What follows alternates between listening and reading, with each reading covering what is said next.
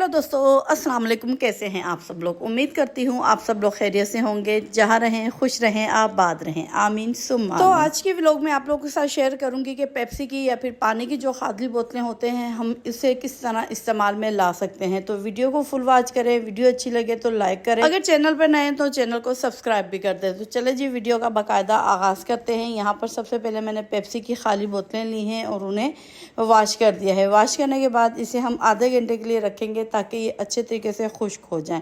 ये जो आज की वीडियो है मेरी उन माँ बहनों के लिए बहुत यूज़फुल होगी जिनके एरिया में बहुत ज़्यादा बिजली जाती है। और आप सबको पता है बकरा ईद आने वाली है। अगर बकरा ईद के दौरान बार बार बिजली आएगी जाएगी तो जो घर पे रखा हुआ गोश्त होगा वो बार बार पिघलेगा, आपका सारा फ्रीज़र जो है वो ख़राब हो जाएगा और आप जब गोश्त निकालोगे तो वो चिपका हुआ होगा और स्मेल भी बहुत ज़्यादा आएगी।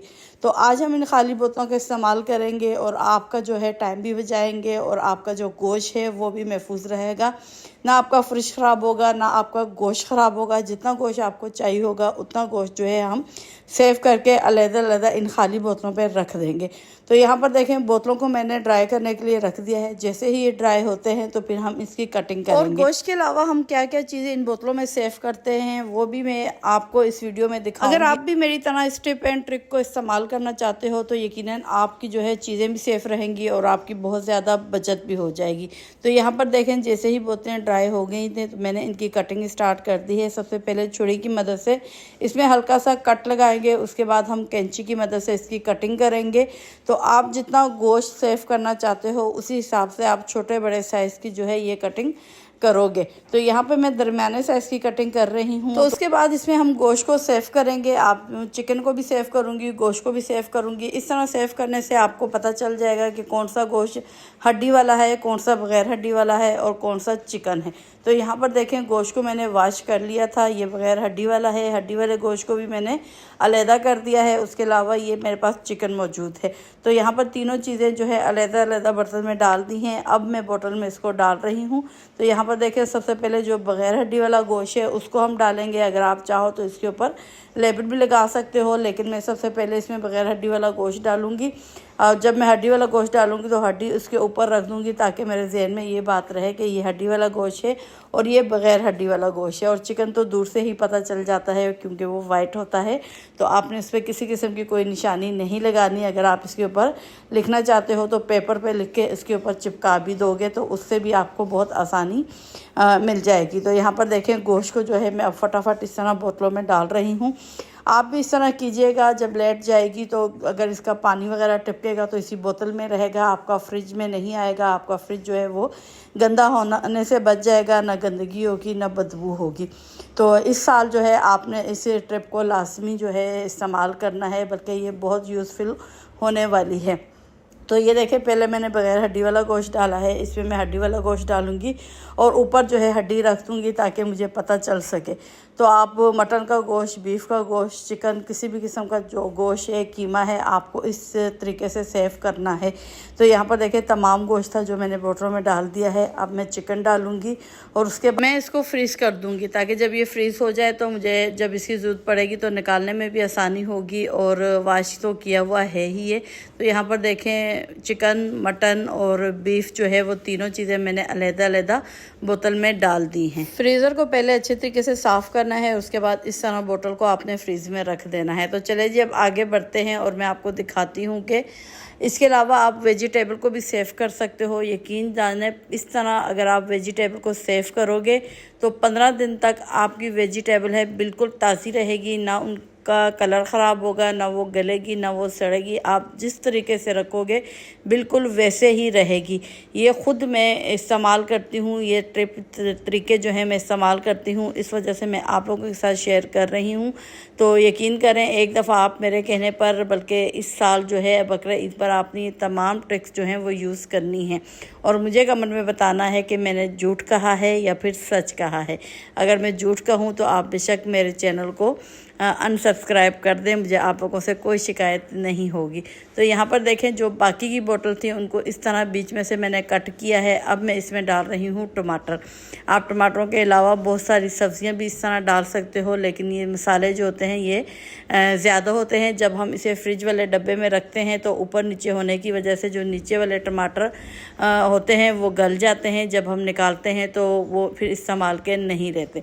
जब आप इनको इस तरह बोतल में डाल के रखोगे, यकीन करें ये आसानी से रखे भी जाएंगे और इस्तेमाल भी होंगे। और सबसे अच्छी बात यह है कि फ्रीज़र में जगह भी अच्छी खासी बच जाएगी। जब ज़्यादा जगह बचेगी तो इन गर्मियों में आप पानी की बोतल और इसके अलावा बर्फ़ को भी आसानी से आप घर पर ही जमा सकते हो, और आपको बर्फ़ जो है गर्मियों में बाज़ार से लाने की बिल्कुल भी ज़रूरत नहीं पड़ेगी। तो यहाँ पर तमाम वेजिटेबल और गोश्त को मैंने सेव कर लिया है और अब इसको मैं फ्रीज़र में रख रही हूँ। आप देख रहे हो बहुत जो है कम जगह इसने ली है। यही सब्ज़ी अगर हम खोल के डालते हैं, अलग-अलग डालते हैं या फिर अलग-अलग बर्तनों में डाल के रखते तो अच्छी खासी जो जगह है वो घेरी जाती। तो आप यहाँ पर देखें सब्ज़ी वाले जो बॉक्स है उसी में आप तमाम बोतल को इस तरह डाल दें, ना टमाटर दबेंगे ना बाकी की सब्ज़ी जो है वो ख़राब होगी।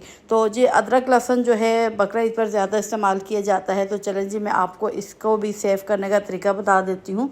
और हम इसे आधा पाव अदरक ली है मैंने, आधा पाव लहसुन लिया है, तो इसे हमने चॉप करना है और साथ ही मैं इसमें डाल दूँगी 4 से 5 चम्मच जो हैं सिरके के। अच्छे तरीके से इसे पीसेंगे। पीसने के बाद हमने इसको जो है इसी बोतल में सेव करना है। तो यहाँ तक अगर आप मेरी वीडियो देख चुके हो, वीडियो अच्छी लग रही है तो प्लीज़ वीडियो को लाइक कर दें, चैनल पर नए हो तो चैनल को सब्सक्राइब भी कर दें।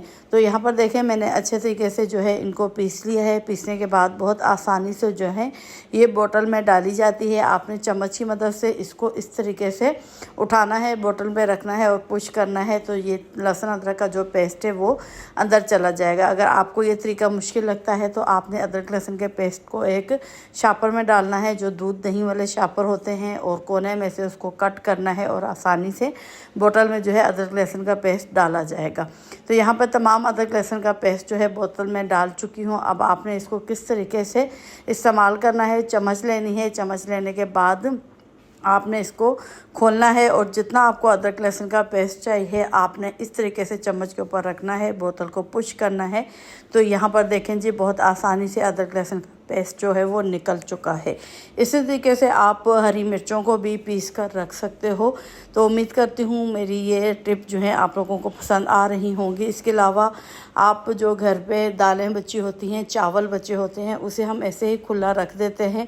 जब हम इसे निकालते हैं तो यहाँ से वहाँ से नीचे गिर जाती हैं और इस्तेमाल की नहीं रहती। तो ये देखें जो थोड़ी बहुत हमारे पास ग्रोसरी बची होती है, राशन बचा होता है, आप उन्हें इस तरह छोटी बोतलों में डालें और ये आसानी से रखी हुई भी जो है अच्छी लगेंगी, बुरी नहीं लगेंगी, आपके सामने मौजूद होंगी और ना ही ये गिरेंगी। शापरों में जब हम खुली रखते हैं तो वो गिर जाती हैं। यहाँ पर देखें मेरे पास दाल और चावल बचे हुए थे, मैंने छोटी बोतलों में डाल दी हैं और डालकर ये सामने रख दी हैं। अच्छा जी, मेरी बहुत सी जो माएँ बहनें होती हैं या आजकल की जो बच्चियां हैं वो काम से दूर भागती हैं, तो ये पिलर ला के रखे होते हैं। हमारे दौर में तो छुरियों से ही काम चलता था। तो यहाँ पर मैं आपको बताती हूँ जो पिलर होते हैं, पिलर के साइड पे जो 2 सींग निकले होते हैं ये हमारे किस काम के होते हैं। जिनको पता है वो तो बहुत अच्छी बात है, अगर किसी को नहीं पता तो मैं उनको बताती चलूँ।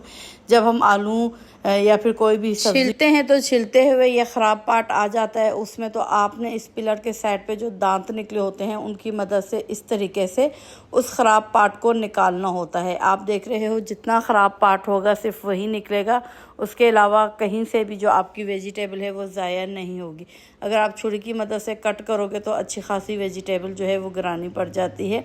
तो एक और टिप आप लोगों के साथ शेयर करूँगी। यहाँ पर मैंने 3 कलर की नील पॉलिश ली है। आपने देखा होगा अक्सर घरों में चाबियाँ जो होती हैं वो एक ही गुच्छे में होती हैं, जिस तरह के मेरे पास मौजूद हैं। मैं अक्सर बाज़ार से आती हूँ, मेरे हाथ में काफ़ी सारा सामान होता है या फिर सीढ़ियाँ होती हैं, ऊपर चढ़ के आते हैं, सामान होता है और चाबियों को जो है ढूंढने में बहुत ज़्यादा मुश्किलात होती है। कभी एक चाबी लगाते हैं, कभी दूसरी लगाते हैं। जिनके पास एक चाबी होती है तो वो तो बहुत आसानी से बाहर का ताला या फिर लोग खोल देते हैं, लेकिन जिस तरह मेरे पास ये काफ़ी चाबियाँ एक ही कीचेन में पड़ी हुई हैं तो मुझे बहुत मुश्किल होती है। तो यहाँ पर देखें मैंने नील पॉलिश ली है, वो एक कलर की नील पॉलिश मैंने लॉक पर लगा दी है दरवाजे के, और उसी कलर को मैंने उसी लॉक के जो है चाबी है उसके ऊपर लगा दिया है। इसी तरीके से मेरे घर की दरवाज़ों की जितनी चाबियाँ हैं मैंने उनके ऊपर यही कलर लगा दी हैं। एक कलर लॉक पे लगा दिया है, एक कलर चाबी पे लगा दिया है। अब मैं बाज़ार पर से जब भी आती हूँ, मेरे हाथ में सौदा सर्फ हो या फिर कुछ भी हो, तो आसानी से मैं कलर मैच करके जो है ये लॉक खोल देती हूँ। अगर आपको मेरी ये ट्रिक भी पसंद आई है तो कमेंट में लाजमी बताइएगा, और साथ ये भी बताइएगा इसी तरह की अगर आप मज़ीद वीडियो देखना चाहते हो जो कि छोटी छोटी टिप होती हैं जिन्हें हम यूज़ करके बहुत सारी आसानियाँ अपनी ज़िंदगी में पैदा कर सकते हैं, तो इंशाल्लाह अगर आप मुझे बताएंगे तो मैं आपके लिए लाजमी ऐसे व्लॉग, ऐसी वीडियो लेकर आऊँगी। तो ये था मेरा आज की वीडियो। अगर अच्छी लगी हो तो लाइक शेयर सब्सक्राइब कर दें। तो अब मैं चाहूँगी आपसे इजाज़त। दुआ में याद रखिएगा, अपना ख्याल रखिएगा। फिर मिलते हैं नेक्स्ट व्लॉग के साथ। ओके बाय, अल्लाह हाफिज़।